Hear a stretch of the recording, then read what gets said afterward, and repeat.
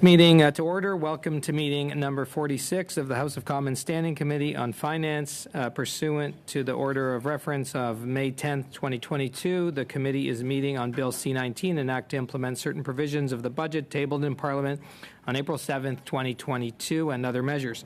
Today's meeting is taking place in a hybrid format pursuant to the House Order of November 25th, 2021.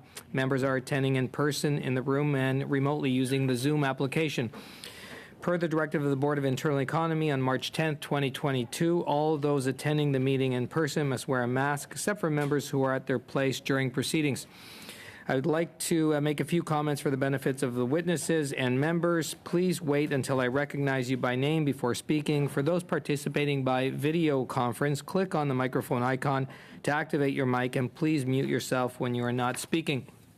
Interpretation for those on Zoom, you have the choice at the bottom of your screen of either floor, English, or French. For those in the room, you can use the earpiece and select the desired channel. A reminder that all comments should be addressed through the chair. For members in the room, if you wish to speak, please raise your hand. For members on Zoom, please use the raised hand function. The clerk and I will manage the speaking order as best we can, and we appreciate your patience and understanding in this regard.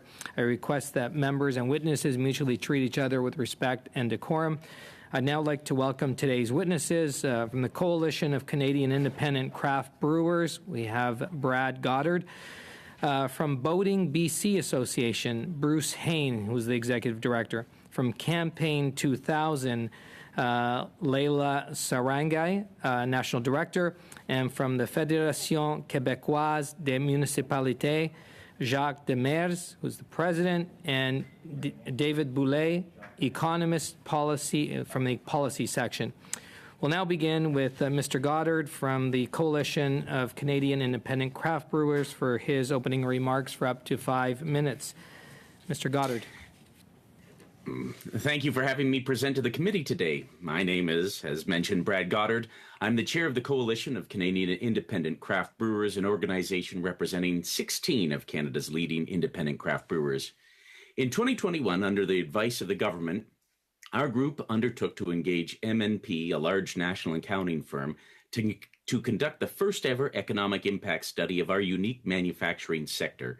Knowing we couldn't get a full picture of the state of craft brewing in Canada by polling just our small membership, we were able to align our interests with the Canadian Craft Brewing Association, a relatively new national trade association representing Canada's 1,200 craft brewers from coast to coast to coast. And we were able to agree on a definition of craft for the study, which is no mean feat. For the purposes of this joint study, we defined craft as Canadian-owned, independent, and producing less than 1 million hectoliters per year. A hectoliter is 100 liters. What our study was able to show is that craft brewing creates jobs. In fact, some 17,340 jobs, not to be too specific, across Canadian communities, both big and small. In terms of direct employment, Canadian craft brewing represents 96% of the brewing industry's total employment. Our operations are what we call rather romantically, beautifully inefficient. It takes a lot of people to make our beers, and we do it without the global procurement advantages or scale that Canada's largest breweries have. This means that our sector not only hires local, we buy local inputs, we use local logistics companies, we stimulate the economies right outside our front doors. Our community of brewers is telling us that there are major barriers, not just to growth, but to survival right now. Our study told us that most craft breweries producing less than 10,000 hectoliters a year, which is most craft breweries, they're not profitable. If these entrepreneurs can survive till they reach 20,000 hectoliters, the majority of them will then become profitable. Now mash in a runaway inflation, and the bubbles in our beer quickly start to disappear. Our research tells us that malt prices, the backbone of our product, have increased between 20 and 50% this year. Aluminum, 15 to 20%. Fuel surcharges, how our materials get to us and our beer go off and find their consumers, 75 to 100%. The answer for managing these costs would typically be to raise prices, but what we see in Canada is that beer, our national beverage, the affordable luxury during tough times, is relatively inelastic in terms of pricing. Our customers and our consumers are getting squeezed to such a degree that they're drawing the line on beer and saying that they cannot afford price increases.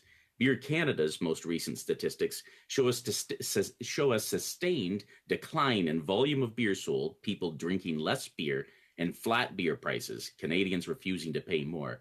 We're a sector in rapid growth, and we're tight on free cash. Now, what little cash we have is barely covering our rapidly increasing costs.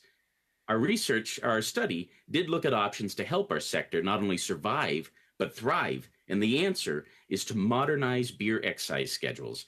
Beer excise has been untouched since the government made adjustments in 2006.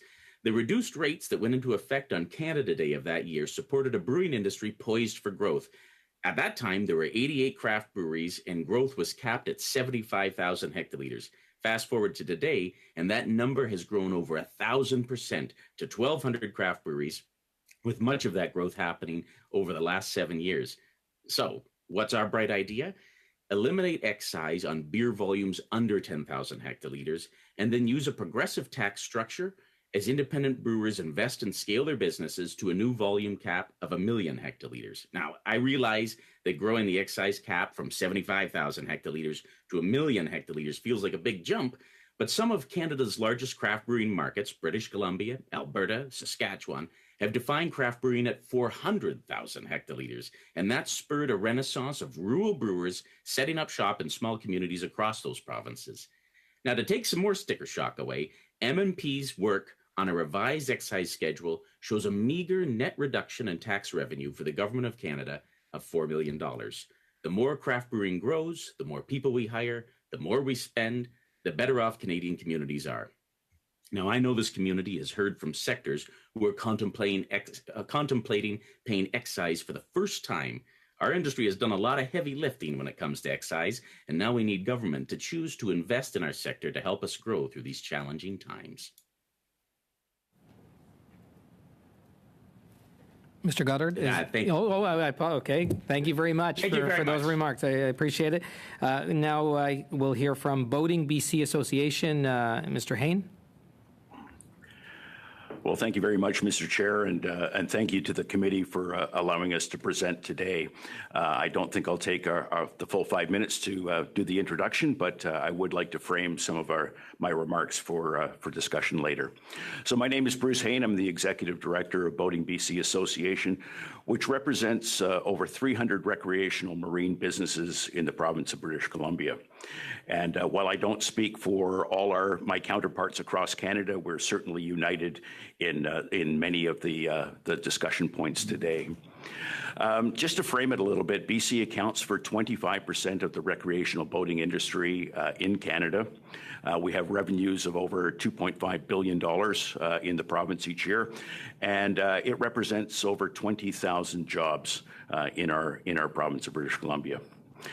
First and foremost, we're opposed to the recreational tax on recreational boats in excess of $250,000, and it's been 2 years, I guess, since we've been discussing this on Parliament Hill. We came there 2 years ago, or a little over 2 years ago, in a blizzard in January, and we felt that the 10% luxury tax was the worst thing that could possibly happen to our sector at the time. Little did we know that 6 or 7 weeks later we would be hit by the pandemic, and since that time our association, as an example, has not been able to hold the Vancouver International Boat Show, which sees 30,000 people come through the doors at BC Place each year, and that represents over 70% of the revenue to our association. But fundamentally, as I said, we are opposed to the tax. It has not worked anywhere in the world that it's been tried, whether it's been in Spain, in Italy, in New Zealand, in Southeast Asia. Recreational tax on boats has been a dismal failure, and they've been repealed everywhere in the world that they've been tried. Now, this tax was meant to ask the wealthy to pay a little bit more. And while that's a terrific soundbite, and on the face of it, it seems like a logical argument, what it does is actually hurts middle-class jobs. It hurts jobs in manufacturing, in dealers and brokers. It hurts jobs in marinas where boats are stored, repair shops, and the hospitality industry. Manufacturing, as an example, just in BC, we have several large manufacturers in this province who are going to have to scale back. And one of the manufacturers has, in fact, pulled out its manufacturing in Canada and is now moving to the States. Also, this tax is fundamentally unfair. There is no tax, for instance, there's no proposed luxury tax on RVs, on luxury motorhomes, as an example, but on recreational boats. And so we simply don't understand why this tax is targeted to a specific industry. And next, the blue economy. The government has stated that the blue economy, in other words, the economy of the oceans, both East Coast and West Coast, are going to play a fundamental role in our economic recovery from COVID-19. And this tax, quite frankly, flies in the face of that. There are so many people that simply cannot afford vacation property or waterfront property in BC or anywhere across Canada. And for many folks and for many families, a recreational boat is their waterfront property. They get to spend time with their family on the water each and every weekend, and that is their vacation home. And many people, of course, think that a $250,000 boat may be a luxury yacht. It simply isn't. $250,000 boat is a sport boat, is a fishing boat that dad and son can go out and family can go out on the weekend and enjoy. So these are the recreational opportunities that so many families are looking for. Now, we realize that the government is determined to implement this tax, and we've been fighting it, as I said, for over 2 years, and fundamentally we're opposed to it. However, we understand that in all likelihood that this tax is going to be implemented, and so we're going to ask for four things if and when this tax is implemented.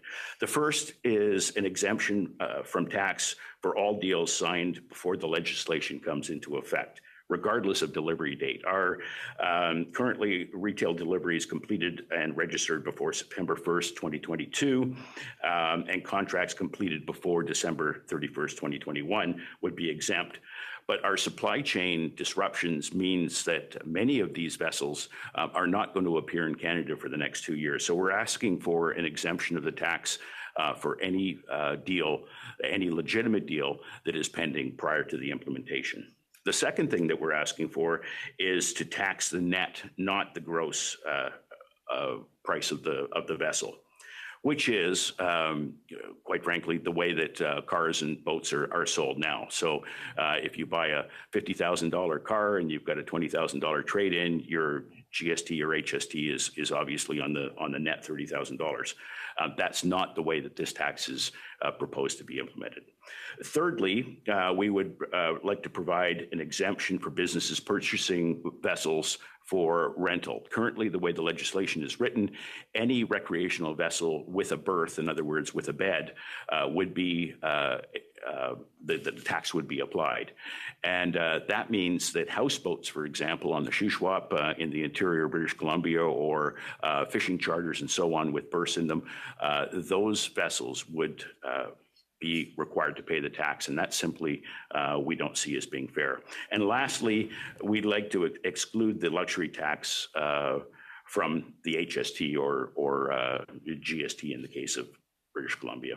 As written, it would be on top of the luxury tax final price, and so it would be a tax on tax, and we're asking it to be there not to be a tax on tax. Okay. And with that, I've gone over my time. Thank you very much. Thank you very much, Mr. Hain. And we're moving to Campaign 2000 and Ms. Sarangai. Hello, thank you very much for inviting me to appear today to speak to Bill C-19. My name is Leila Sarangi, and I'm the National Director of Campaign 2000, which is a coalition of over 120 organizations working to end child and family poverty. Today, more than 1 in 6 children in Canada live in poverty. There are measures in Budget 2022 that are extremely important for these children and families. Dental for Children starting this year, and new investments into Jordan's Principle to advance equitable access to services for First Nations children. Infrastructure investments into housing and childcare, if designed well and targeted, would also eventually help low-income children and families, but that is still years away.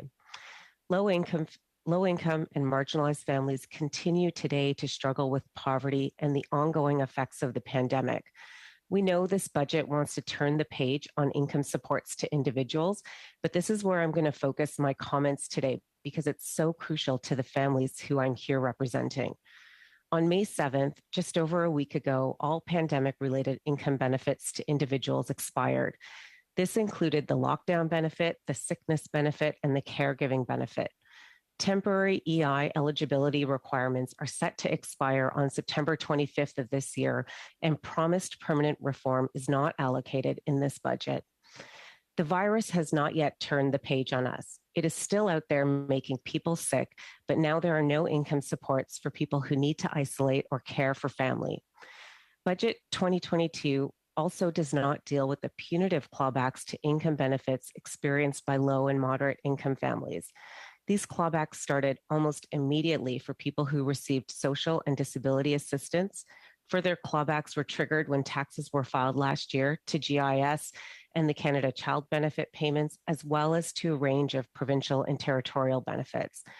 And in July of this year, we expect yet another round of clawbacks to refundable tax credits, including additional clawbacks to the Canada Child Benefit, a program which we know is crucial to lifting children out of poverty.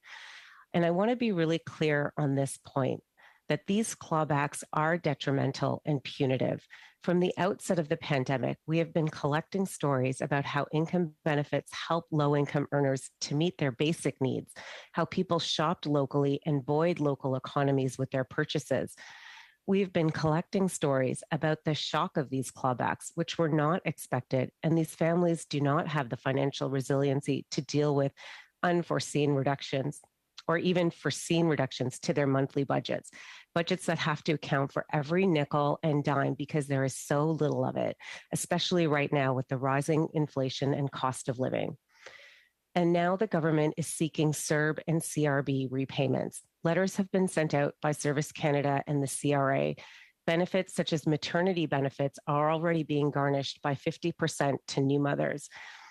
We understand that flexible payment plans are being offered on an individual basis, and this is a nice gesture. But even a $25 a month repayment plan means that families will skip a meal or medication or an internet bill payment to make that. Clawbacks to GIS for low-income seniors have been reversed. Repayment relief has been given to the self-employed, and partial relief has been provided to students. Our recommendation today is to provide what we have been calling a full CERB amnesty. This includes immediately ceasing pursuit of people living on low or moderate incomes for repayments of the CERB and CRB, legislating the reinstatement of pandemic income benefits at the full $500 amount weekly until employment insurance is reformed, refunding all lost benefit amounts related to CERB and CRB receipt, and ensuring social and disability assistance adequacy through increased investments into the Canada Social Transfer tied to adequacy standards and accountability mechanisms. Thank you for your time today, and I look forward to answering any questions. Thank you, Ms. Sarangi. And now we'll hear from the Fédération Québécoise des Municipalités for up to 5 minutes, please.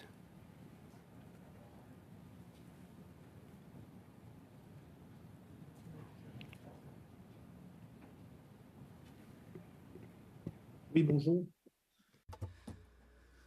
Hello. Hello, everyone.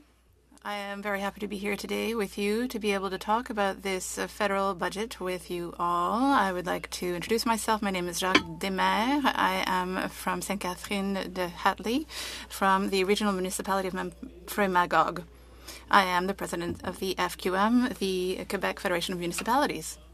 I'm here with Mr. David Boulet, who is the economic counselor for the Federation. And so he will take the floor after I speak. But what's important to me today is to explain very quickly what the FQM is. We represent over 1,000 municipalities, about 1,025 throughout Quebec. It is the municipal organization in a province in Canada that represents the most municipalities. So we really are talking about 1,025 municipalities, and we represent regions and rural areas in Quebec. A number of economic development issues are region-based, and so that's why it's very important to be able to have funds in the budget for infrastructure. So we're talking about investment that must take place there. Recently in Quebec and in the next few months, what we are doing is we're finalizing the internet coverage throughout the province, but what we need now is cell coverage. We need to have that. It's a major item for investment. But I'll let David finish the presentation because he will be able to go into more technical detail. David, thank you.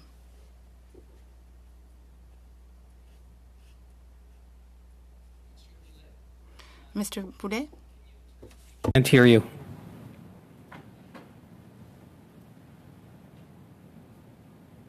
Can you do a test?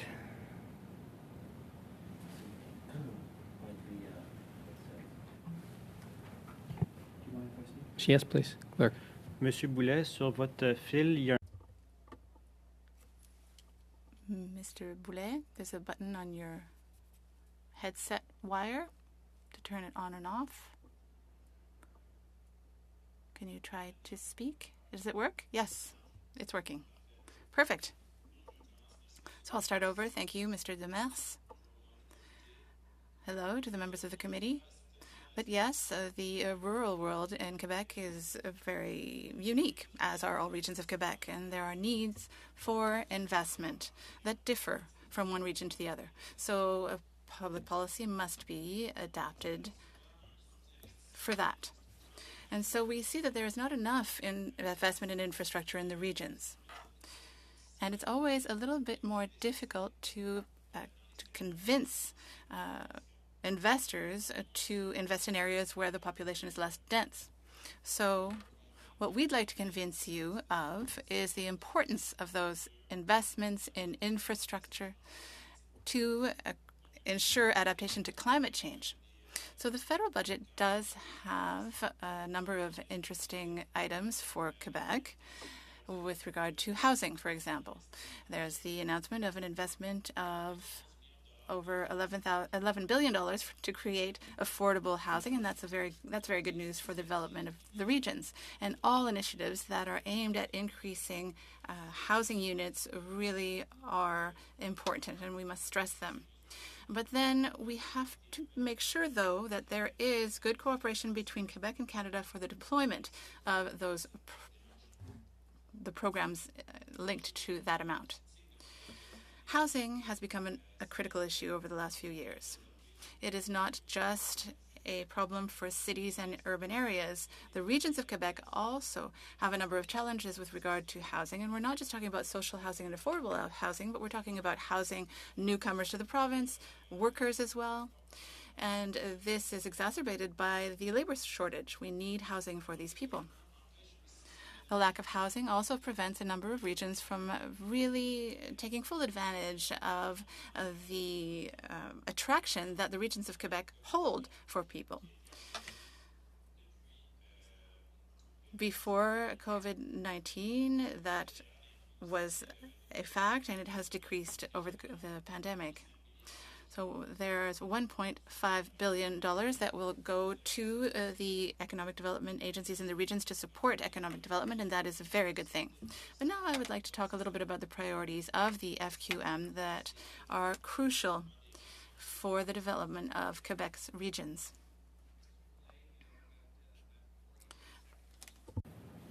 Oh, Yes. est-ce que, donc, Does that also include the test period earlier? Okay. If you can, you have them. Yeah. donc la priorité de... So Quebec's priority and the regions of Quebec is really cell coverage because the high-speed internet coverage program that was carried out between in cooperation by the Quebec government and the federal government together made it possible for internet coverage for everyone by September 2022. And we'd like to have a similar program for cell coverage for families throughout Quebec, because that will help make sure that all inhabitants of Quebec can have access to this essential cell coverage. It's a safety issue as well. So I wanted to talk about infrastructure as well, but I guess we'll deal with that later. Thank you. Thank you, Mr. Boulet and Mr. Demers. Or to, as members ask questions, to go more in depth as to what you want to say. So in our first round, each party has up to 6 minutes to ask questions. And we're starting with the Conservatives, and I have MP Chambers up for 6 minutes. Thank you very much, Mr. Chair. Thank you to all of our witnesses who have appeared on very short notice. So thank you for rearranging your schedules to be with us here today. I have a few questions for our panel. I'd like to start with Mr. Hine from BC Boating. And you mentioned, or you alluded to it in your opening remarks, but typically, like, who is an individual or a family? Like, what do they look like in terms, like, what's a kind of a regular purchaser of a vessel that would be caught under the boat tax? Well, thanks for that question, and through the chair. These boats that represent, they're $250,000 is the threshold for the tax. And a $250,000 boat could be a wake setter boat that is a sport boat that people would go out and water ski or surf or wakeboard behind. Those boats are very much in that range. They could be easily a fishing boat, an aluminum fishing boat, 28 to 32 foot fishing boat that has some electronics on it, has some power behind it. Those boats can easily exceed $250,000. So these are not necessarily yachts. I know when the Financial Post and the National Post did an article when this originally came out, the proposal of the tax, talking about boats over $250,000. The picture that they put with the article was a vessel that was probably $2.5 or $3 million. This is not the case. These boats are family boats, and on the West Coast, particularly, when people go out for the weekend and they sleep overnight in their boats and go up and down the coast. This is a very sort of average family type boat. So it's capturing many people with this price range. Thank you. And so not nearly the 0.1% or even the 1%. These are families who are looking for recreation alternatives based on kind of what I've just heard you say. As someone who's familiar with the financing of maybe some of these vessels, can a family who's looking to purchase a boat, maybe a family weekender, can they finance the luxury tax? Is that something that they can receive financing for? Typically, they would receive financing for an all-in price. So, yes, they could finance the tax. But, of course, at today's interest rates, and interest rates continue to go up, this is just going to increase the cost of that for families. And many families are going to feel that this is just pricing it out of range for them. When you add 10% luxury tax on top of existing taxes, GST and PST or HST, and then you put financing charges on that, it simply is putting it out of range for many folks. Thank you. And do you have an estimate of how many jobs would be negatively affected just in British Columbia, or maybe some anecdotes that you've heard so far? We're currently surveying our membership on that and to see how many jobs are currently being affected by this. I was just at a boat show in Sydney, BC on the island over the weekend, and many of the dealers and brokers are saying that they're laying off staff at this point already. Campion Boats, as an example, in Kelowna, has moved their manufacturing, or is in the process of moving their manufacturing to the States. and that's in excess of 60 jobs. Neptunus Yachts in Kitchener, Ontario, is going to have to lay off about 50 people because they simply aren't going to be able to sell boats in Canada with the luxury tax on it. Would it surprise you to learn that the government did not complete an economic impact assessment before making this policy change? Well, through the chair, thank you. We've been asking for this for the past 2.5 years to look at the impact to the economy. We've done our own independent studies and have presented that to the Minister of Finance, and to the government. But really, every time that we've come up with a logical answer or a logical argument to the tax, we've been met with roadblocks, and because really this is about the appearance of taxing the rich, if you will, rather than the economic impact to the economy or even the revenues of the tax to the government. I typically like to say that it's the government's version of let's eat the rich. Mr. Hayne, my final question, you rely a lot on, in British Columbia, cross-border tourism. Are you following or are you aware of the small vessel crossings that CBSA have shut down from over 400 small vessel crossings, now have limited that to 84 crossings? Do you have any border communities that rely on tourists coming from America who may be impacted by this? Thank you for that question, and through the chair, yes, we are very concerned with the reduction of the CBSA border crossing points. Many of our communities on the island and in southern British Columbia do see American vessels coming through. During COVID, when there was a restriction on vessels or an elimination of cross-border recreational boat traffic, many of our members up and down the coast were dramatically affected by this, and some of them have even gone out of business as a result of that, fishing charter resorts and things like that. So this is a real concern for us, because we need to have those American vessels from the U.S. coming through and spending their recreational dollars in Canada over the summer. Thank you very much for your time. Thank you, MP Chambers. We're moving to the Liberals. MP Chattel for up to 6 minutes. Merci beaucoup. Alors... Thank you very much. My questions will be for the witness from the Quebec Federation of Municipalities. Thank you very much for being with us here this morning.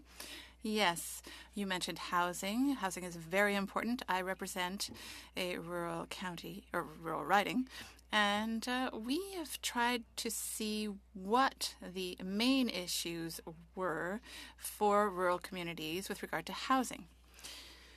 And one of the challenges was access to land with the increase in prices for land. Have you found that to be an issue as well?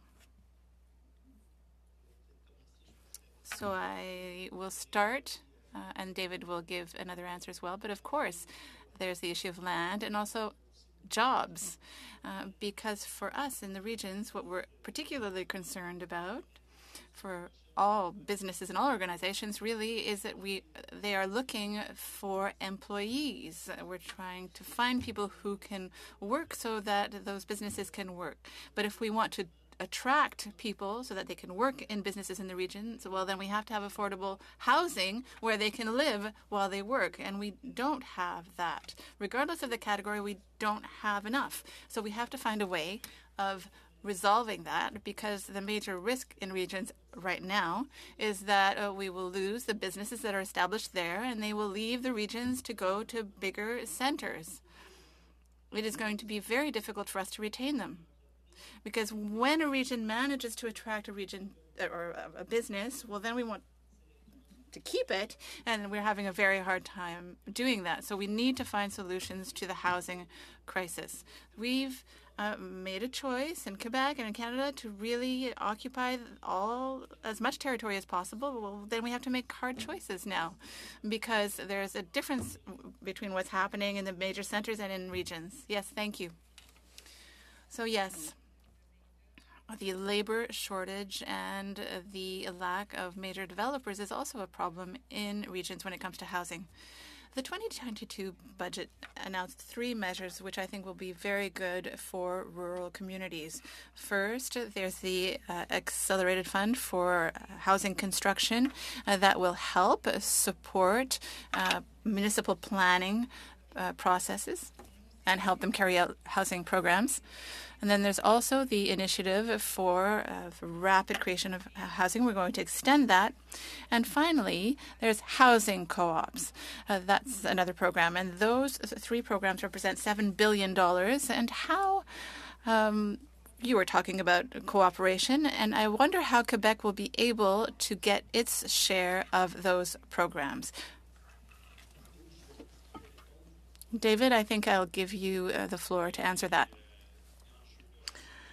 Yes. We mentioned this earlier. The issue really is an issue that has existed for a few years in all rural areas of Quebec. Because the thing about the programs that you mentioned is that they're often created with urban areas in mind when it comes to social housing, co-op housing, etc. So really, both levels of government, the Quebec government and the federal government, will have to really take a look at what's happening in reality and see what the new issues are, if you will. So some of those are, 1, given the increase in the price of raw materials and the rising price of construction contracts, it is far more expensive to build residential housing than the amount that the housing can be sold for. So that has to be taken into account so that there can be solutions that will make it possible to carry out these projects, not necessarily with public funds, but a way of making big housing developments possible and profitable for developers so that there can be housing for workers and families that want to go to regions. I think that the municipalities are in a very good position to identify solutions that actually fit the reality in each regional municipality and to propose projects that involve partnerships that will meet the needs that exist. Question. So with regard to the co-op program in particular, it's a new program. And in Quebec, there are a number of housing co-ops. So I'm wondering whether the program will help with quick access to affordable housing. Answer. The cooperative housing model should be available in all kinds of communities, and more so, because it is present everywhere in Quebec, but really we see it far more in urban areas. So I think that more co-op projects will definitely meet a part of demand. It's hard to quantify that part, but it's really important to take the actual needs of each community into account. Thank you. So to finish, I would ask you to send particular issues in writing to the committee. Yes, thank you. Thank you, Madame Chatel. Monsieur Samari for 6 minutes. Yes, thank you, Mr. Fonseca. Welcome to all of the witnesses. Thank you for being here. Thank you for your presentations as well. It is very interesting. My questions will be for Mr. Demers and Boulet from the Quebec Federation of Municipalities. Mr. Demers, you are the mayor of a wonderful municipality. Jean-Claude Jacquemin lives in your municipality, so it's always a pleasure to visit him at home. Mr. Demers, you talked about roads, dams as well, and access to cell coverage as well. Yes, you're right. Broadband internet is being deployed, but for security reasons, cell coverage is extremely important. So, Mr. Boulet, in your presentation, you did not seem to have enough time to talk about infrastructure. So I would like to give you some time now so that you can finish your presentation on that, and then I'll ask a question. Thank you. Thank you. Mr. Demers, did you have something to say before I start? Okay, then I'll go ahead. So let me talk about infrastructure. Yes, the FQM at its annual general meeting in 2021 adopted a resolution, and the members decided in that resolution that they would request investment in municipal infrastructure from both levels of government. And this is something that comes back often. Mr. Demers talked about it, and it comes back at the Transport Committee of the House of Commons, because what is needed is really foreseeable and foreseeable financing that can be used for planning purposes. And really what we'd like to see is we'd like to have municipal planning used as an input to make decisions about where infrastructure money should go. So we're talking about municipal buildings, firefighters, facilities, other things like that. So that's what the FQM would like. So for us, we have a fund for the development of communities, and the gas tax fund that contributes to that, but that will be expiring in 2023. And so we would like to use a similar fund, first of all, to extend it, and then use that money for a greater range of projects. So really, that program is something that would really help, because we'd like more flexibility with it, and would like to have it apply for the longer term. With regard to infrastructures, we also want to ensure that there is more adaptation to climate change, because we know that municipalities are really on the front line when it comes to witnessing the changes that affect people linked to climate change. So I think there should be major investments in climate change adaptation for municipalities. Thank you. Thank you. Mr. Demers, did you want to add anything?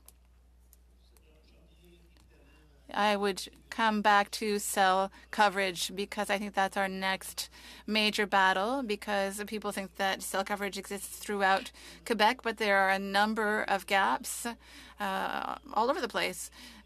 So really, we're talking about remote regions and closer to urban municipalities. But, you know, we saw it with the internet. We are moving ahead. That's going well. But we've also been promised that the cell phone coverage is going to be necessary. So I think that the federal government has a role to play, and the federal government will have to contribute, because it's a federal responsibility. We've worked together. We've solved the internet coverage problem. But with regard to cell coverage, well, really, there have been tragedies in a number of regions that I could go into, but that actually have put people's lives at risk on major highways, perhaps, where it doesn't seem like there should be a problem, but it's incredible. But there are some stretches of highways in Quebec where there is no cell coverage. So we need to have more of a specific topography analysis to see exactly where, and then we need more investment. Yes, I agree with you. There was a tragedy on the North Shore a few weeks ago, and that reminds us of how important this issue is. So yes, whenever we talk about cell coverage, the federal government tells us about internet coverage. So yes, we will continue to raise awareness about this safety issue. It is very important. Mr. Boulet, so you were talking about the gas tax. So money for infrastructure should be deployed quickly as well. You talked about flexibility in the deployment of those funds, and that there should not be project-by-project authorization, because when it's done that way, then big projects for big cities are approved, and there are a number of delays. So in the budget and in the draft Budget Implementation Act, my colleague was talking about the incentives for rapid housing.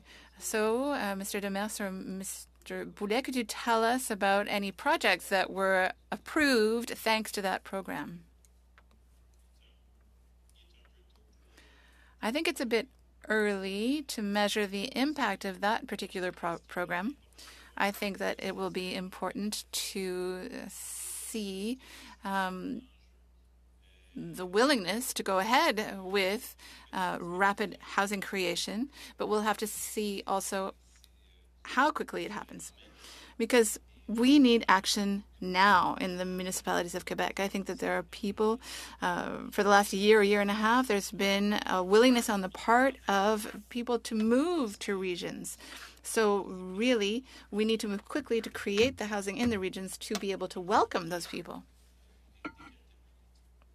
But I don't have any concrete results to talk about now. Yes, thank you. Thank you very much. I'll have more questions on my next turn.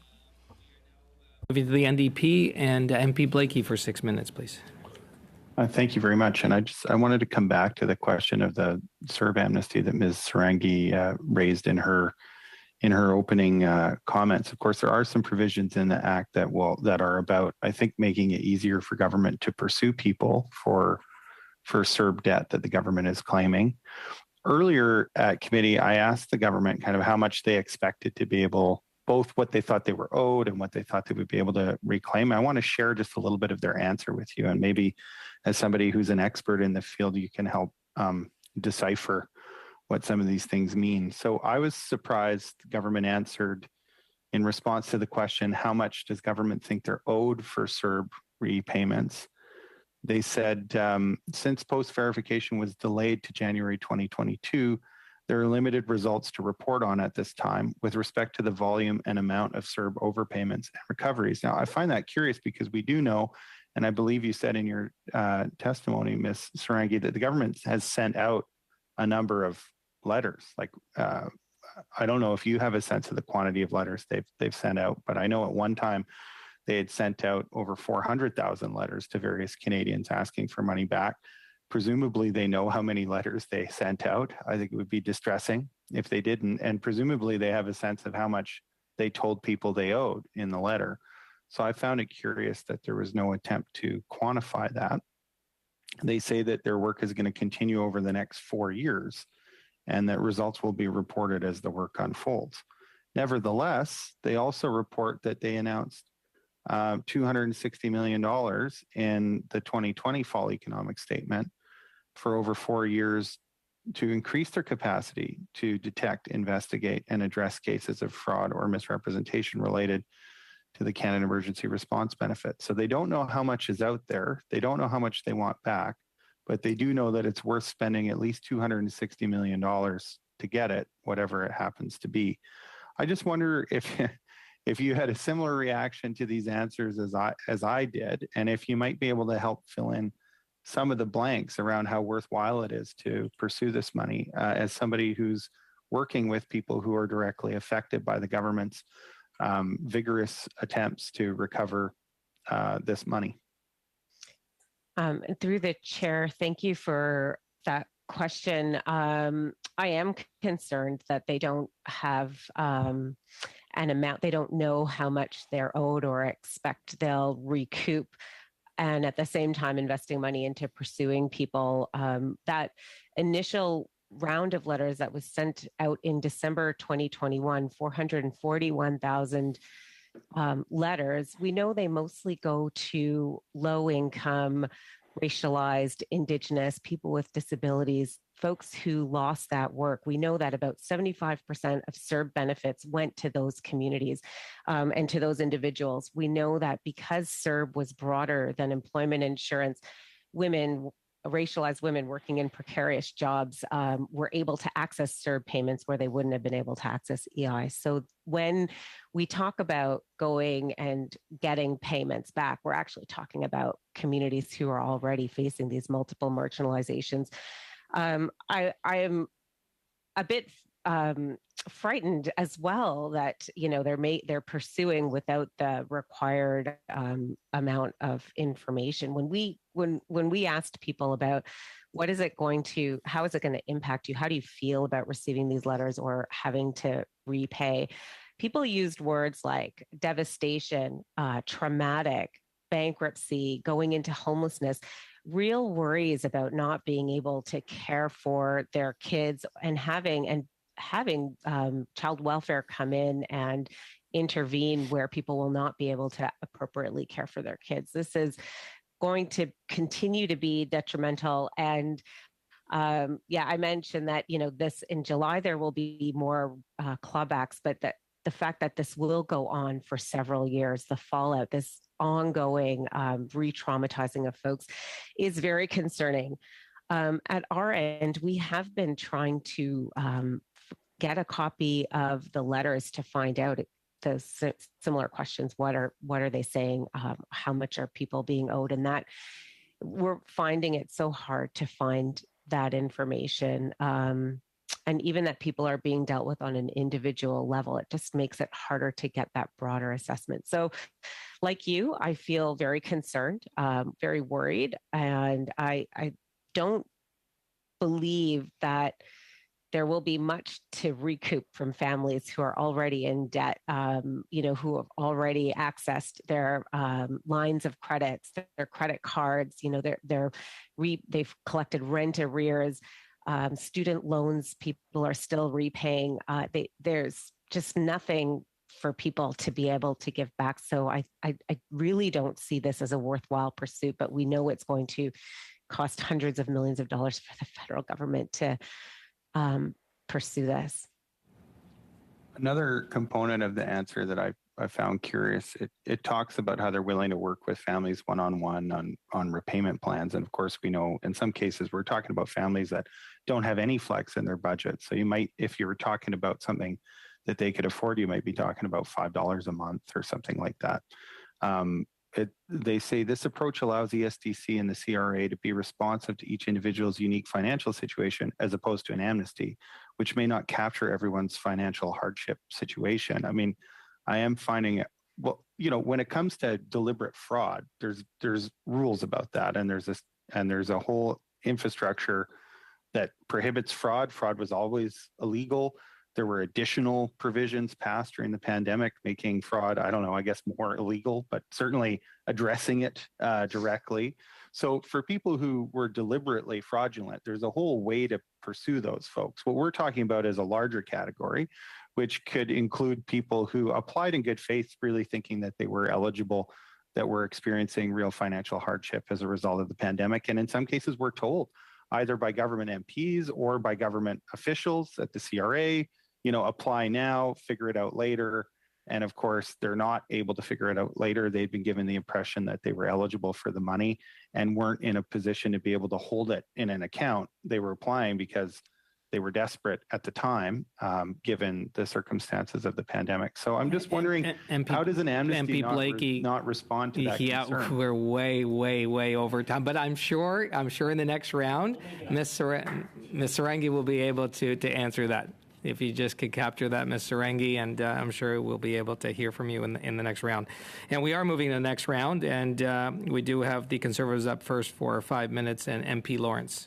I was actually really curious as to the answer to that question, so maybe I could give 30 seconds of my time to Ms. Sarangi to respond. Through the chair, thank you very much for that. We firmly believe that a full CERB amnesty will capture all of those folks that the government wants to work with on an individual basis. We are asking for an amnesty for anybody whose incomes fall below or around that low income measure. Those are the families who really cannot pay that $5, $10 a month. Thank you. The analogy "blood from a stone" seems to come to mind.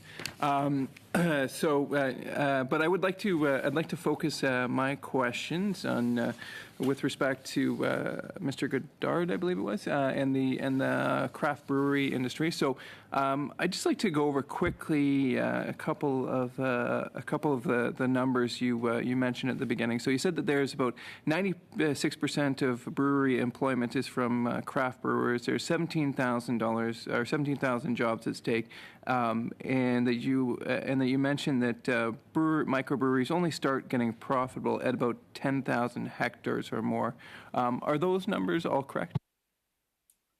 Yeah, that's correct. It's actually the employment numbers are correct. The profitability is around 20,000 hectoliters. So the vast majority of Canadian craft brewers are actually 10,000 or below, and you've put so much capital up front, and you're growing so rapidly, and because of the inefficiency of our sector, it takes a lot of people to, and you buy in small quantities. the expenses really are pretty grand around then. So those numbers are correct. Yeah, so there's economies of scale, I think would be a fair way of putting it.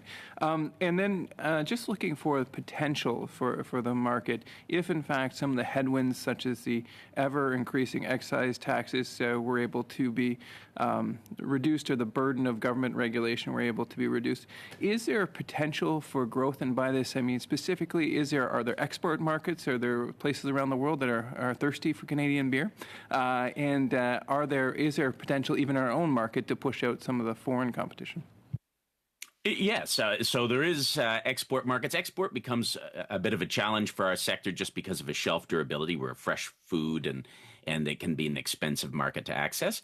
But in terms of our own market, beer as a whole is declining. Craft beer in Canada is growing. And so that shrinking piece of the pie for beer in people's pantries is getting larger for craft breweries. So there is huge potential for us. And the only province I have good numbers for that are Alberta, where in certain quarters, craft is growing by 10%. Nationally, craft brewers represent about 10 or 11% of the total beer consumption, and that number will continue to grow. We think with some, in our M&P study, with some excise tax reduction, we would see beer production increase by 6%. So growth in a category that's not growing, and jobs would probably increase by about 6.5%. And isn't it also true that a lot of innovation in terms of flavor development, other innovative practices occurs at the microbrewery level? And if those smaller craft breweries were to disappear, we would lose a lot of that innovation going forward? We'd lose a lot of that innovation. We'd lose a lot of the vitality. A lot of our brewers, and I look at Alberta, which is out my front door, a lot of our small communities now have craft breweries in it that are representing a community hub, place for people to gather, a place for people to do fundraisers, a local employment, and good, skilled local employment. Those places are the ones that are going to be particularly under pressure. So I think we've... And so just to sort of finish off, and so your ask to make sure that we protect this industry was that we provide some, I guess, fairness for the smaller microbreweries, that there be some type of break as they grow forward, so they're not competing necessarily with the giants, both domestically and I assume foreignly beer companies as well, to put them on more of an equal footing. Is that correct? That's correct. Right sizing the hectoliter growth, because 75,000 hectoliters in the grand scheme of things actually isn't very large. We'd like to protect and give room to grow for these brewers so that they don't fall off a cliff. Thank you. Cliff.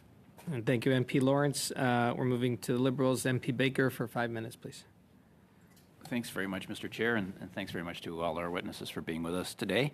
I wanted to start by asking Ms. Sarangi a question or two, if I may. Ms. Sarangi, I want to start by thanking you for your advocacy for those who are most vulnerable in Canada. In the budget, the budget proposes free dental care for those 12 and under. That would be this year, with the program being expanded to cover all youth in the next year. So could I just ask you to speak to what impact free dental care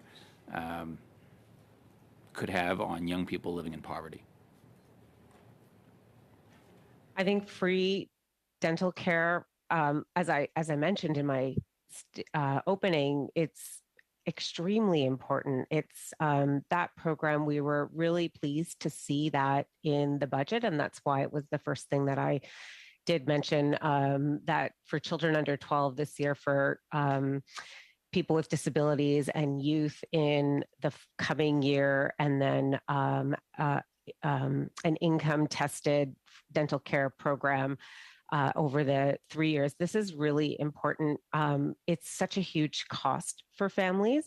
And when people don't take care of their teeth, it can affect other health outcomes. So it's connected to overall health. And so this will make a huge impact.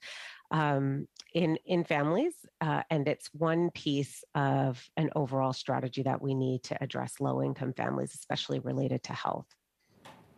Thanks very much. I appreciate that. Another thing that we've spent a fair bit of time that has gotten a lot of attention, and rightly so, is that, or maybe not as much as it deserves, frankly, is so the budget's setting aside about $4 billion for the maintenance and development of Jordan's Principle, and basically that's to ensure fair delivery of services to First Nations children. And I think that's, sometimes when we talk about sums of money like that, sometimes that's fairly abstract to a lot of folks. Like, can you help explain, not just for the members here, but for the constituents of mine in Etobicoke Centre or elsewhere around Canada who might be watching this, like, what is that why are these investments necessary? What does that concretely mean for people on the ground? Yes, I agree that it's an abstract sum of money because it is so large, but when we think about the population and how far away they are from equitable services, it actually is, it doesn't really meet the extent of the need that's there for children on First Nations reserves. And we have Jordan's Principle because when those kids living on First Nations don't have access to services and health services that they deserve, these are really life and death situations. And it does cost money to get those children into places of care that often are outside of the reserves because there isn't the kind of infrastructure on reserves that children and families need.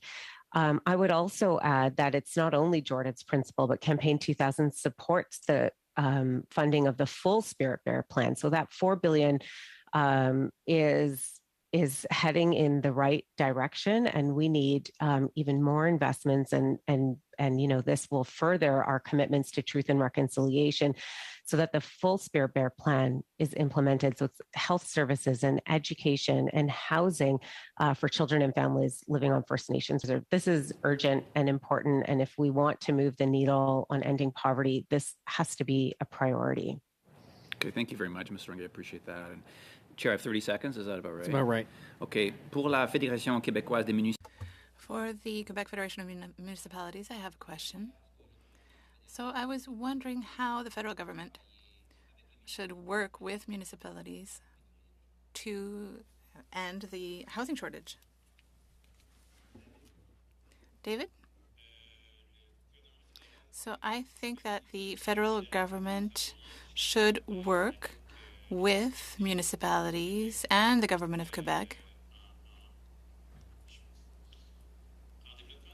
by developing programs or using existing programs so that municipalities can themselves identify solutions and needs. I think there should be close communication with the regional municipalities and local municipalities to find solutions, because there's no easy solution, because when you talk about housing, you often are talking about apartments or buildings with a number of units in a city. But in some contexts, solutions have to be creative. They have to be creative because of the cost of construction and also because of the needs of the people who will be living there. So really, it is through ongoing communication with the municipalities that there really will be a solution to the problem. In fact, there are many problems. Each community might have different issues and different needs. Thank you. Thank you. Now we will hear from the Bloc and MP Sainte-Marie for 2.5 minutes. Oui, merci, Monsieur. Yes, thank you, Mr. Chair. So this is for Mr. Demers and Mr. Boulet. And I wanted to talk about the prices shooting up in the building and housing sector. And so we've heard it here in committee, and we've heard it in the House as well. And what the government tells us in response to that is that the reason there's not enough housing is that municipalities take too long to get through the necessary processes. It's easy to find this in the Hansard. So really, this comes back again and again. And in the last budget, we saw that once again. And the minister says that we want to ensure that municipalities build enough housings. Well, in order to ensure that, we're going to link that funding to transit funding. So I'm not sure you saw that. I don't know whether you have a position on that. I'd like to hear your opinion. Thank you. Yes, I'll start and then I'll let David give more details. But really, what happens very often is that other levels of government leave the municipalities holding the bag and say that we, the municipalities, take too long. But what we really need, what the municipalities need, is we need to know when the funding is coming. It has to be predictable.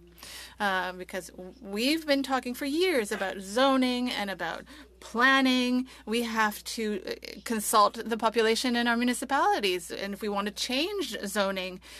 So really, the municipality has responsibilities in all of those areas. So when funds come from the federal or from the provincial government, well, our situation in the municipalities doesn't enable us sometimes to take advantage of it. But if the funding is linked to municipal planning in the first place, well, then we can plan it in time. And then when the money arrives, we can use it because it's predictable. It's very hard to turn around on a dime and to use money that comes from another level of government. When we have our own planning process where we look at zoning and where we consult our population to see what zoning changes are necessary. Because really, otherwise it's a timing issue, and then the costs of construction go up and people can't do the work. I mean, really, it becomes very complicated. And it was kind of foreseeable that the housing crisis was coming, but in the last year, I think it's become more and more of an issue that people are aware of. Yes, thank you. The NDP, MP Blakey for 2.5 minutes. Merci. Sur ce même enjeu et au même... On that same issue, I would like to know whether you have any thoughts on the role of investors in the housing market. There's obviously a problem with regard to needing to build more housing units, but we also know that we are losing a lot of affordable housing units because companies are buying up buildings that have affordable housing units in them and then have renovictions for people who are living in the affordable housing units. So do you think that the federal government has a role to play with regard to the role of investors in the housing market to have less pressure to increase prices in the market?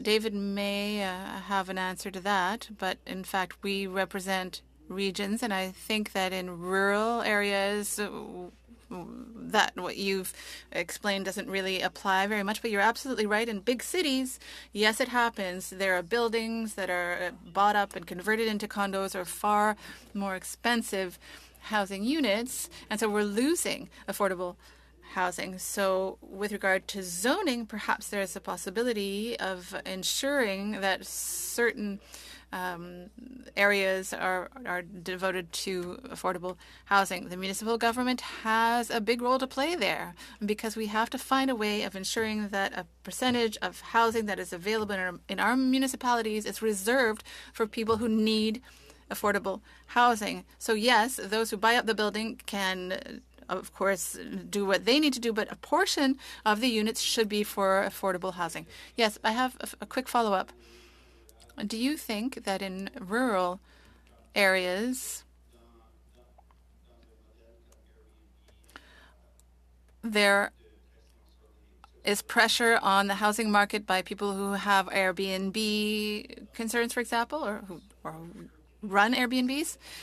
answer. Yes, I love your question because Quebec really fought to ensure that there wouldn't be that kind of pressure because really we have been using zoning laws to ensure that from overnight there isn't a situation where there's a residential building where people have been living and all of a sudden it's being rented out. So really, when we say that municipalities have a role, when we want to have multiple types of housing rather than just residential housing, well, that has to go through the municipality. There has to be a referendum. There has to be consultation. Because if there are international buyers that arrive and buy up buildings and try to then use it as an Airbnb, well, that is really running roughshod over the municipal process. And they're not doing what has to be done, which is to consult the population. So yes, we can decide that there are certain zones where they can establish their businesses, and it has to be determined by the municipalities. Thank you. Now to the Conservatives, and welcome to our committee, MP Arnold, and you have 5 minutes for questions. Thank you, Mr. Chair. It's a pleasure to be here at Finance Committee as a sub-in, and it's a good timing with voting BC here. It's an important issue in my riding in North Okanagan, Shuswap. So through you, Mr. Chair, I'll be directing questions to Mr. Hain. Mr. Hain, in the past, we've seen governments in other jurisdictions implement surtaxes like the one being proposed by the Trudeau government. Hundreds of small businesses in both rural and coastal communities rely on income from houseboat charters, boat rentals, boater training, and fishing charters. I understand that aircraft with qualifying flights conducted in the course of a business for profit are exempted from the proposed new surtax, but boat charters and rentals are not. If no exemption is granted for vessels, what impacts do you foresee for Canadian employers operating boat charters and rentals? Well, thanks for that. And through the chair, MP Arnold, it's going to have a devastating impact on boat rentals in the interior of BC, in your area, in the Shuswap area, as an example. There are many houseboat charters that have a very limited season to work with. They have to buy new vessels on a regular basis every couple of years, and adding 10% to the price of a houseboat, for example, specifically to rent it out. This is not for personal use. This is absolutely for rental use.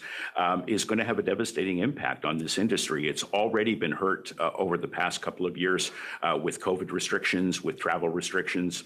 Many of the guests that come to the BC interior, for example, or from Alberta, that travel and that hospitality sector has been cut off for the last couple of years. The houseboat rental sector, as well as fishing charters and so on, have been hurt tremendously in the past couple of years. They're just trying to hang on, survive, and adding an additional 10% to the price of a vessel as a business expense is going to really cripple them.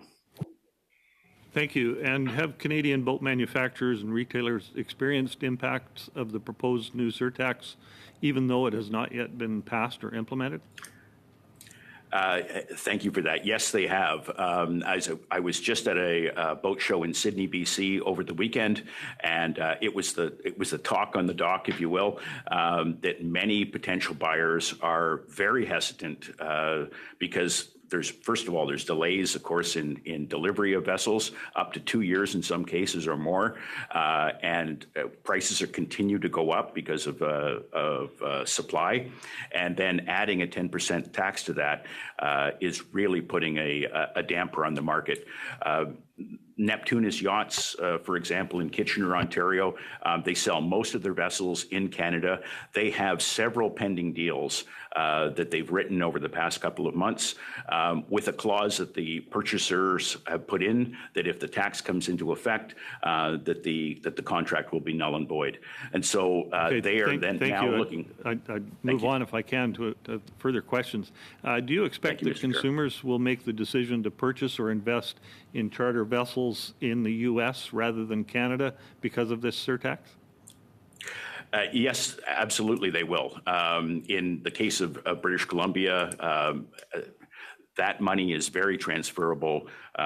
People that can buy vessels will do so in Seattle or in Blaine or elsewhere south of the border. They'll register their vessels south of the border, and that tax will simply not come into the Canadian government's coffers, and those opportunities will not come to Canadian retailers. Thank you. And do you expect people that would rent a houseboat or charter a vessel will end up going outside Canada to rent because of the impacts of this surtax?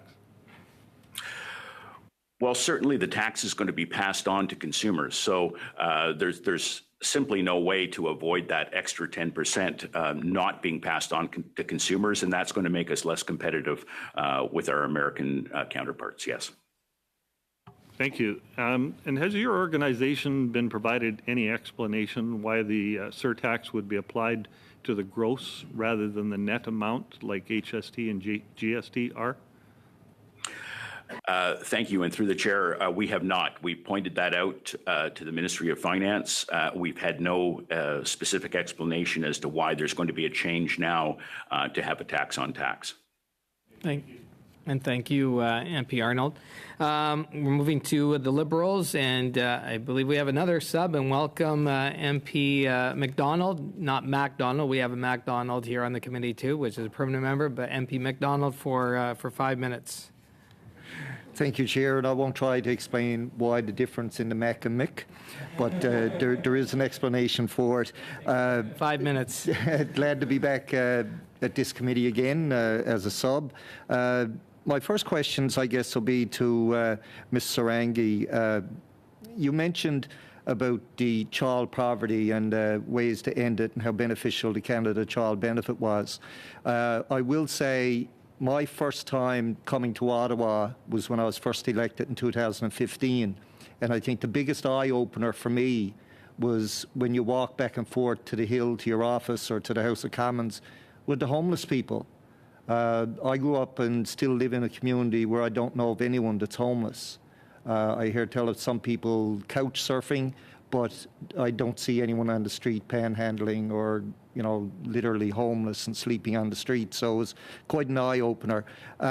For you, what would be the one thing we could do as a government that would guarantee an end to child poverty? Through the chair, thank you for that question. There is no silver bullet. There is no one thing, but the Canada Child Benefit does make a substantive difference in the rates of child poverty. Just to quickly remind the committee, the first promise was made in 1989 to end child poverty by the year 2000, which is where Campaign 2000 gets its name from. And 30 years later, we still have more than 1.3 million children living in poverty. But once the Canada Child Benefit was implemented in 2015, we did see that rate significantly decrease. Our research is showing that that is plateauing, that Canada Child Benefit is losing its power. We need a base increase. We need an investment into the base amount. Indexing it to inflation keeps the current effects at the same level. We need a significant increase to that base amount. That will make a huge difference. I did mention earlier tying transfers to provinces and territories to adequacy standards. If we can do that and really make sure that social and disability assistance programs are advancing our human rights obligations, that's going to have also a substantive difference in child poverty and take us towards ending it for good. Okay. Thank you for that. You also spoke about the repayment or the collection of this overpayments to individuals regardless of their economic situation. With regards to like full amnesty to people who can't afford to pay it back, I tend to agree with that statement, and I know Mr. Blakey mentioned it as well, and also mentioned how much money was in the budget to try and collect that money back. Some $260 million, I think, is what he mentioned. In my opinion, I think the government would spend more trying to collect the money back than what they will actually get back. So it's kind of a, to me, it'd be a negatively thing to do. You're spending more to collect. You're spending $10 to collect 5. It doesn't benefit anyone. And I think it's probably something that should be looked at to do exactly what you're asking. Because as Mr. Lawrence said, he referred to blood from a stone. In Newfoundland, we say you can't get blood from a turnip if somebody can't pay a bill. So sometimes it's better to just take the loss, walk away, and be satisfied with that. So again, I don't know if you want to comment on the full amnesty thing before my time runs out. If so, I'd appreciate it. Through the chair, thank you very much for your support on the ask for a full CERB amnesty. We agree you cannot get blood from a stone or from any kind of root vegetable. The letters that MP Blakey mentioned, it cost the government almost $1 million to put postage on those stamps to send those letters, and it didn't result in $1 back into government coffers. The government did spend fast billions of dollars. That was much needed. And they're not going to generate any kind of revenue this way. And we do have to, I think, at this point, just cut the losses and move on and, deal with some of the bigger revenue generating streams like the real fraud that does have mechanisms for dealing with that. So thank you very much for your support. We're very pleased to hear that. Thank you, Ms. Sarangi and MP McDonald. And now, members, we're moving to our third round. In our third round, we have the Conservatives up first, and that's the bell for 5 minutes. MP Chambers. Thank you very much, Mr. Chair, and I've also got my clock here, so I'll try to remain on time. Mrs.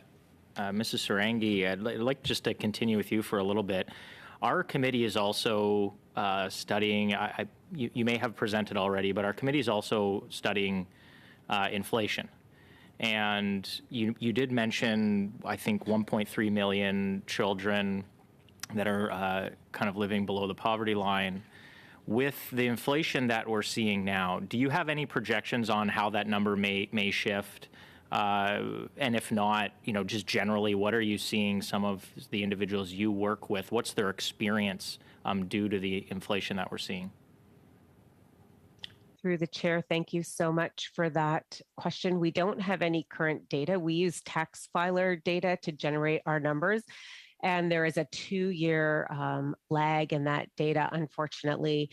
We anticipate the rates of child poverty would decrease based on receiving the CERB that brought family incomes up. But then with all of these repayments and benefits ending, we believe the numbers for this year will see a significant increase in the rates of child poverty again. And our stories that we're hearing, the qualitative information that we get from families from coast to coast to coast, they are really struggling. Everything has increased, from groceries increasing by $500 a month, $600 a month, gas prices, rent prices, clothing for clothing for their children. We are hearing real stories of people just struggling to get by, and rent moratoriums are being lifted.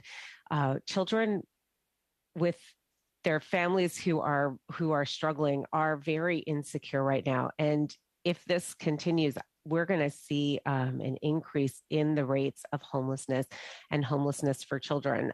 This is, such a severe issue for families right now, and a real struggle that needs to be addressed. Thank you for that.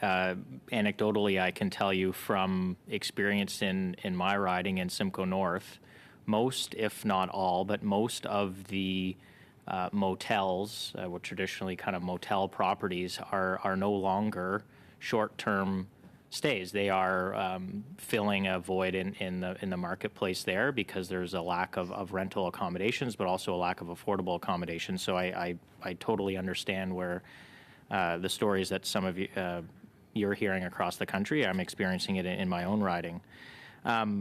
Maybe just sticking on a moment, inflation, the longer it goes on, I think the more challenge it is for those on fixed income, including those at the upper end, in the older age categories, but also those with families. The Bank of Canada has said inflation hurts the lower income folks the most. I think that's why we need to be very focused on this. I am also sympathetic to this view that the government is going to go after individuals who don't have a capacity to pay and is going to spend a lot of money trying to do that. I appreciated my colleague, Mr. Blakey, for uncovering how much money they intend to spend. I don't want to put you on the spot here, but in a just general sense, how does it make you feel, or what's your reaction to hearing how much money the government's going to spend trying to recover this money from these low-income individuals, and yet at the same time there are examples where the government is not recovering money, whether it's through the Panama Papers of 900 people that were served to this government. There's not been a criminal conviction. They expect to maybe recover $20-some-odd million. They've only completed 200 audits. There's that group of individuals. There are these large corporations who paid dividends to their shareholders that we just gave billions and billions and billions of dollars to without any kind of restriction. And the government seemed to have lots of money to subsidize share prices for, corporate individuals across the country. Yet when it comes to the lowest income folks, your organization is being told by the government, well, we're going to spend $200 million to go after them. How does that kind of make you feel? Through the chair, thank you so much for that question. I mean, my feelings are one thing, and I feel frightened for the people who I work with on a day-to-day basis. I feel very saddened, and it's very frustrating to know that we know what to do. There are mechanisms in place to appropriately deal with this, and that we're not doing it is extraordinarily frustrating, personally and professionally. And I want to appreciate you pointing out the hypocrisy between the ways in which people who received individual income benefits during a real crisis are being treated versus, for example, larger corporations who received wage subsidy programs that seem to lose their integrity over time with, CEOs receiving very large bonuses while receiving the wage subsidy and not paying, the kinds of corporate taxes that they should be, or finding those loopholes, or storing money in offshore tax havens. And those are the places where the federal government should be investing resources to generate revenue, close those tax loopholes, implement an extreme wealth tax, and generate revenues that can then be reinvested to support the families. Thank you very much. I'm going to get the hook here from the chair. Thank you. It's all good. Okay, so we are moving to the Liberals, and now we have MP MacDonald. Great. Glad you clarified that, Chair, because there is a difference.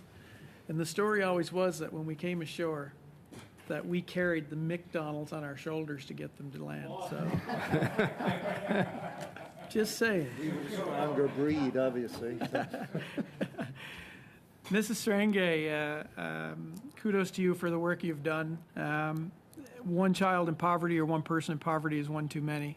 And but I will, when I became involved in politics, it was in 2015, and I was always, people always, the advocacy of groups like yours, even in my home province, they always had an open door and an ear to listen to. And there's been some tremendous things done, and the child tax benefit was obviously huge. Child care, $10 a day, and I know there's no stats on that, but I know it's going over very well. Dental care. The EI reform, again, is something that I think will help, especially where I come from, where we have real seasonality and many temporary foreign workers who now will be able to become permanent residents. But one that always kind of gets forgotten in the conversations is the seniors' poverty. And I know that our government raised GIS by 10%, but can you talk a little bit about what's the next and you said there's no silver bullet, but what's your next vision for poverty in Canada? Like, what should government be looking at? Through the chair, thank you so much for the question. Again, I think we really need to be looking at the Canada social transfer. There's a lot of money that gets invested into that, but it's been capped. It's been capped for a very long time. And the money that's transferred to provinces and territories through the CST, it's a block transfer that then provinces and territories are able to spend whichever way they like for childcare, education, and social and disability assistance programs. We want those caps lifted. We need increased investment into those programs, and we need accountability mechanisms to ensure that anything funded through the Canada Social Transfer is advancing our human rights obligations. Actually, right now, the United Nations is today questioning the government of Canada on their commitments to the Convention on the Declaration of the Rights of the Child. I think it's timely that we're having this conversation. I think that that Canada social transfer, that income transfers to individuals is one crucial piece. We still need available and accessible services, and you mentioned childcare, and those services should be tailored to meeting families who are in the lowest income brackets. And when we design services that way, we will bring everybody along. Thank you. I'm going to switch now, Chair, to Mr. Goddard. I have quite a few small craft breweries on PEI and some in my riding, Mr. Goddard, and I always struggle with, as we've heard over the past number of years, relevant to a lot of the bigger corporations buying up the small craft breweries. And you talked about the excise tax, which is fine, and that's an issue, obviously. But the small craft breweries in PEI, they produce about 3,000 to 4,000 hectoliters a year. The largest one likely in Atlantic Canada, which I consider a small craft brewery, is around 15,000 hectoliters a year. So I'm just, the breakdown on the representation on those breweries, we talk about communities, building themselves, or breweries building themselves around communities and being local small craft brewers. Like, where's the division, or how do you separate the big guys from the little guys? And when we know the profit margins in some of the bigger breweries are 60 to 70%. Yeah, and that's a good question. The getting a frame of reference for how big is big and how small is really, really challenging. There's a lot of different business models. Some people are tap rooms and just plan to trade out their front door. One of Canada's largest multinational craft breweries, there's 620 million hectoliters. And so to get it into perspective, we're saying, hey, 1 million should be big. It's how the Americans have defined craft. And so when we look at, and I'll use some of your locals, mergers and acquisitions are going to be in strategic mergers. So a brewery on PEI may, to reach another market, make a strategic partnership with a brewery in Western Canada. And at the moment, you would have to join both your annual worldwide productions together. In those very low excise thresholds, around 2,500 hex to 5,000 hectoliters, your excise rate doubles. And I guarantee brewers of that size, they're not getting twice as efficient to be able to absorb a doubling of their excise rate. Thank you. Thank you, MP McDonald. I was just, and hearing all about that talk about beer. And so we're moving to the block, and MP Sainte-Marie for 2.5 minutes. Oui, merci. Yes, thank you, Mr. Demers. In your presentation, you referred to climate change, and I was wondering whether you could tell us what it means for municipalities and the infrastructure needs and what Ottawa can do. So you or your colleague, please. Thank you. You are on mute. Yes, thank you.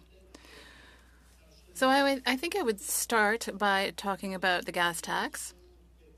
We were often told that we would have more flexibility in its use, And so for city halls and fire stations, etc. But I think we should include dams because we know in 2017 and 2019 in Quebec there were floods, huge floods in Quebec, and we know that there will be flooding again, and it's just completely foreseeable. But municipalities do not have the means to ensure that the dams around the municipalities are up to snuff. They don't have even the right to use money that comes from the gas tax fund to improve those dams. So it's an emergency, and it should be included.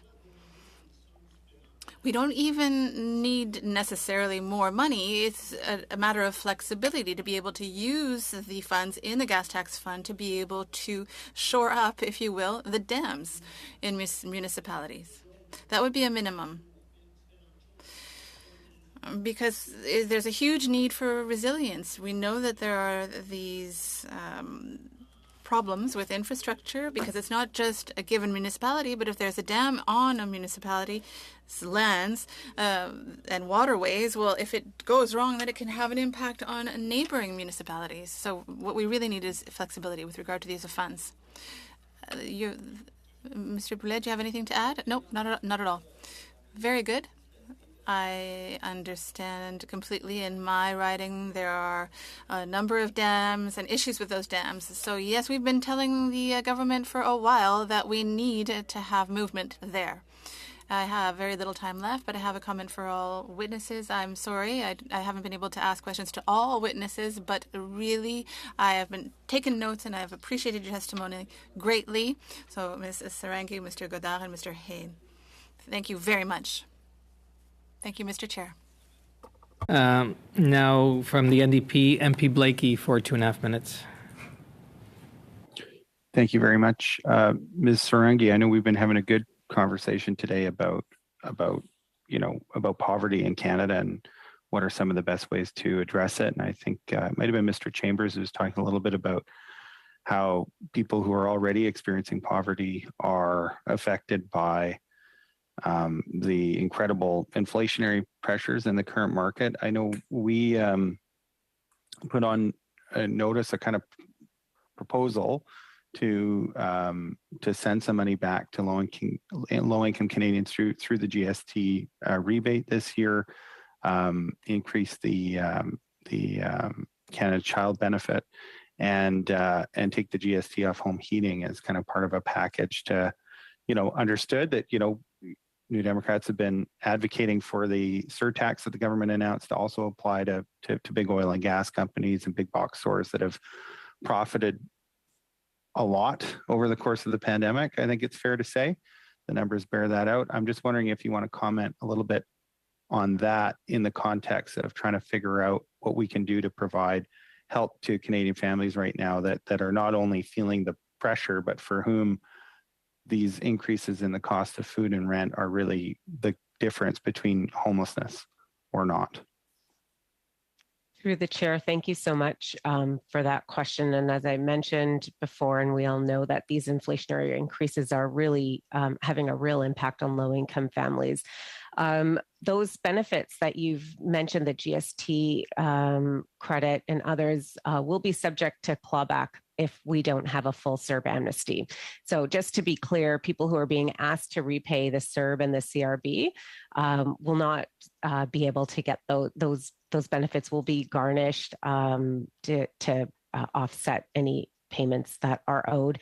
And I really want to stress that accessibility of benefits for people, people have to file their income tax forms to be able to receive income benefits. And we appreciate the measures that you've been and your party has put forward. And what we need to do is also look at those who are not filing income taxes or who are experiencing barriers to accessing some of the benefits. Very quickly, I'll just talk about the Canada Child Benefit. It's tied to immigration status. So a person who is here but waiting for immigration to make a settlement or a ruling on their immigration status, they may be here working, paying their taxes, paying into this system and they sometimes even have Canadian-born children, but are not eligible to receive the benefit because it's arbitrarily tied to their immigration status. So we need to be looking at all of these programs and ensuring that people who experience multiple and systemic marginalization have access. They have to be low barrier. They have to be available for families. When we're reaching those who are the furthest away, we're going to bring everybody along in our programs. Thank you. And thank you, MP Blakey. Moving to the Conservatives, MP Fast for 5 minutes. Mr. Hain, you represent the Boating BC Association, correct? That's correct, sir. And is there also a National Association of Boat Builders? Yes, there is. That's the NNMA. That's the National Marine Manufacturers Association. And then I also have counterparts across Canada in Saskatchewan, in Ontario, and Quebec, and the Maritimes as well. Were any of those counterparts across the country and your national association ever consulted specifically on the imposition of the luxury tax and the impact it would have on your industry? Thank you for that. And through the chair, we have had the opportunity to speak with senior staff in the finance department on the implementation of the tax through the consultation process. But quite frankly, there's been very limited sort of feedback and back and forth with respect to some of the requests that we've made to the implementation of the tax. Are you aware whether the government ever conducted a formal economic impact assessment on the impact this tax will have on your industry, the jobs it creates, the opportunity it creates? Not to our knowledge, through the chair. We did an impact assessment, an economic impact assessment ourselves, and we did deliver that to the Finance Committee and to the Minister of Finance several months ago, showing that there would be a significant negative impact to jobs and to the economy. Well, that seems to affirm or confirm what the government has also said, which is that they did not do such an economic impact assessment and effectively left it up to your industry to show the harm that would be done. And obviously they weren't listening. They imposed the tax anyways. There is one small element, and that is the timing of the implementation of this tax. Neptunus raised the problem of contracts that were entered into before the budget was tabled. Those contracts often have opt-out clauses which allow customers to opt out if there's an additional tax imposed. Have you received any assurances from the government that that problem will be addressed? And through the chair, thank you. We have not. The date has been moved from April 2021 to December 31st, 2021, and so we're appreciative of that. But what we've been asking for is a grandfathering of all contracts until the actual implementation of the tax. There is huge delays, of course, in delivery dates for vessels, up to over 2 years, in fact, from some of the boats coming from Europe and elsewhere, and through no fault of our dealers or our brokers or our customers. And so we're asking for a grandfathering of limiting the implementation of the tax until it's actually implemented sometime later this year. Thank you. A question for Ms. Sarangi. You mentioned in your comments that rent moratoria had been lifted in some jurisdictions. Given the fact that housing is typically the biggest cost families will incur, rent moratoriums, of course, are helpful in assuaging some of those impacts. Can you expand on where these moratoria have now been lifted and the impact it's having on housing in Canada? Through the chair, thank you. So rent moratoriums have been lifted in Ontario, where I'm located. They've been lifted in Nova Scotia, where we have very active partners working in the area of homelessness. And if I'm correct, and I may have to double check and get back to you in the committee. I believe rent moratoriums have lifted across the country. I think with the pandemic, health restrictions lifting, that as of January this year, there are no more rent moratoriums, and unfortunately, with all the arrears that have been collected, there's no program either to support low-income families to pay those arrears. Thank you, and thank you, MP Fast. And now we'll move to the Liberals and MP Châtel for 5 minutes, please. Merci beaucoup, Monsieur le Président. J'ai encore... Thank you very much, Mr. Chair. I have a few more questions for Mr. Misters Demers and Boulet. I'd like to come back to the figures that you didn't have in front of you, but I would like to say that we have invested $4.9 billion in housing in Quebec. So those are the figures that I have. But what's interesting here is that I don't necessarily have the figures for Quebec, but there are $523 million that were invested in affordable housing for rural communities. So what I've understood through a number of discussions with my colleagues in rural areas and also based on projects in my riding is that the deployment of the Rapid Housing Initiative Fund seems to have more success in rural communities. So I was wondering whether you have seen that as well, because it seems to be easier for rural communities to have access to the fund and deploy projects more quickly. Answer. I may let David answer because he may have more specific figures. But I think that when you talk about rural communities, well, I know that the Canadian Federation of Municipalities, when that federation talks about rural communities, they're talking about communities with less than 100,000 people.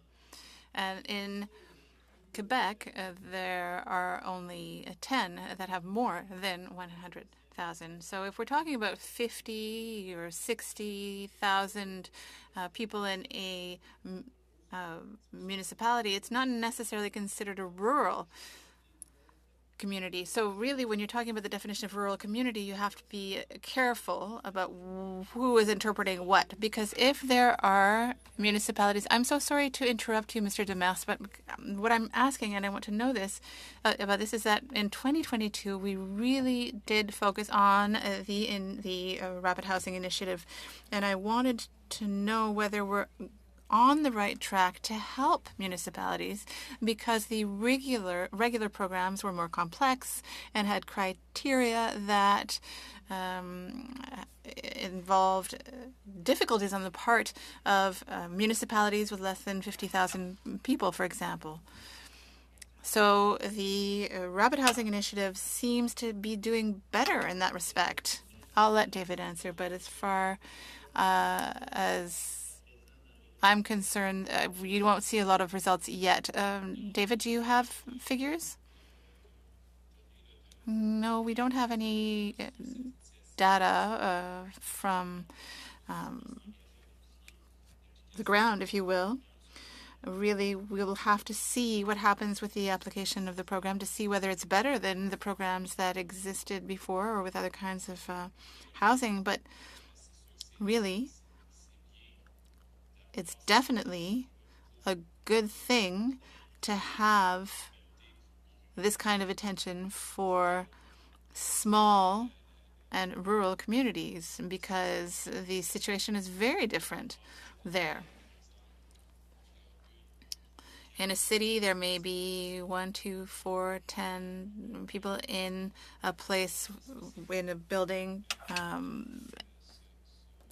or a rural area where there's absolutely no specialization in that area, unless you go to the regional municipality level. Sorry, I have 1 minute left. I'm sorry to interrupt you, but I wanted to ask another question. So the Rapid Housing Fund really is focused on municipalities and groupings of municipalities to provide direct funding. And that seems to be promising because that will help municipalities do what you're asking to have done. Mr. Boulet, isn't that right? Answer. Yes, it is very important, as I was saying earlier, to really find out what's happening on the ground in the small and rural communities. Mr. Damas was talking about 5,000 or around. When we have municipalities of about 5,000 people, that's a very different issue. Do on our committee when we don't have enough time for a full round at the end, and we've got about 8 minutes left, I divide the time equally amongst the parties. And so I'm looking at the time. It'll be about 2 minutes per party to ask your final questions.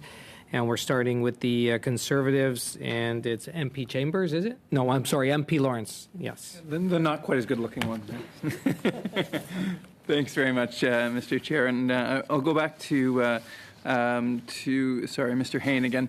Mr. Hain, with respect to the luxury tax, one of the things that surprises me and that it kind of is shocking that it exists is that this government consistently taxes tax. And now one of the principles behind tax law across the world is that we tax on a wealth accretion. So if someone's doing well, we make them pay back to their society. But it is absolutely no ground in tax law or otherwise to tax a tax because that person is already getting penalized. So, for example, the HST is charged on the carbon tax, right, which doesn't make any sense. Or I've got that vice versa, but you understand the point. One of the reasons why the Ministry of Finance, the Ministry of Finance has said that they charge this is because it's too hard for them to calculate. Would it be too hard for your members to calculate the difference between charging or luxury tax on the HST, or would your members be able to calculate that since the government can't? Thanks very much, and through the chair, that's one of the four things that we're absolutely asking for is that if the luxury tax is implemented, for it not to have the HST or GST in the case of BC placed on top of the luxury tax, and that's a very simple calculation that businesses do every single day. They separate the net price from the GST and the PST and so on. So that would be something that our members could easily do and wouldn't require really any extra software or anything like that. Thank you. Thank you, and thank you, MP Lawrence. Now from the Liberals, MP Baker for 2 minutes. Yep. Thanks, Chair. I just want to come back to Mr. Hain, if I could. Mr. Hain, I want to clarify something because throughout this hearing, you've been speaking a little bit or answering questions about the tax, the luxury tax, and I think you proposed earlier that folks could. People, if they bought their boat in the U.S., could avoid the tax. And I think from my reading of it, to avoid the tax, a Canadian citizen would not only have to buy the boat in the U.S., but they'd have to keep it there and register it there. So is that your understanding of it? Or because to me what that means is that, a company, it's a company that moves to the U.S. To sell boats to Canadians, because I think that was part of the discussion earlier with one of the members. Even a U.S.-based manufacturer of boats would, if they're selling to Canadians, they'd still be exposed to the tax. In other words, there's no way to avoid the tax there's no loopholes in this unless somebody's willing to buy their boat in the U.S., a Canadian's willing to buy their boat in the U.S. and keep it and register it there. Is that your understanding? I guess my question. Thank you, and through the chair, that is our understanding. But there are so many places within just a few miles or a few nautical miles of the Canadian border that people can keep their boats. For instance, in BC, they can keep their boats in Blaine or in Bellingham, and so on, or Seattle. The same thing in Buffalo, New York, and so on. So it's very easy to register and keep their vessel in the U.S. and they're still allowed to come into Canada, albeit for a limited period of time to sell their boat in Canadian waters. Got it. So it would be for that smaller group of folks who were willing to keep their boats in the U.S. and travel to get to their boat every time or something like that. That's the folks you're talking about. That's correct. Yes. Yeah. Thank you, MP Baker. And now for the final questions from the block, MP Sainte-Marie for 2 minutes. Monsieur Fonseca. Yes, thank you, Mr. Fonseca. So I would come back to this. Yes, the problem the federal level is that all municipalities with fewer than 5,000 inhabitants are considered rural communities, but that does not reflect the situation really. I know that there's Saint-Paul and Saint-Donat are true little municipalities and that need affordable housing for seniors. And in that case, we weren't expecting to have a call for offers for projects to build housing there. And really, we know that when funding does arrive, it happens quickly, and it's good to be able to plan. So, Mr. Boulet and Mr. Demers, do you have any final words for the committee? If not, there's Mr. Hain, who talked about the tax, the luxury tax on boats that are worth $250,000 and more. And really, Mr. Demers, we have big lakes in Quebec. Have you heard anything about that issue? So either answer that question or tell us what you'd like to close with. Answer. Honestly, I hadn't heard about it as much really before today, or that much before today. But I understand the issue, but I can't really say what's happening in the region. I mean, I haven't really heard much about it before today. Thank you. To the NDP, and this will be our final questions. MP Blakey for 2 minutes. Thank you, Ms. Sarangi. Earlier, when we were talking about the kind of benefits of the one-on-one approach versus an amnesty approach, you had mentioned that that other attempts to try and deliver aid to people who are in financial crisis to try and stave off homelessness might be clawed back as a result of not having an amnesty in place. I just wonder if you could speak a little bit more to the way that this approach can impact other attempts to deliver help to people. Through the chair, thank you for that final question.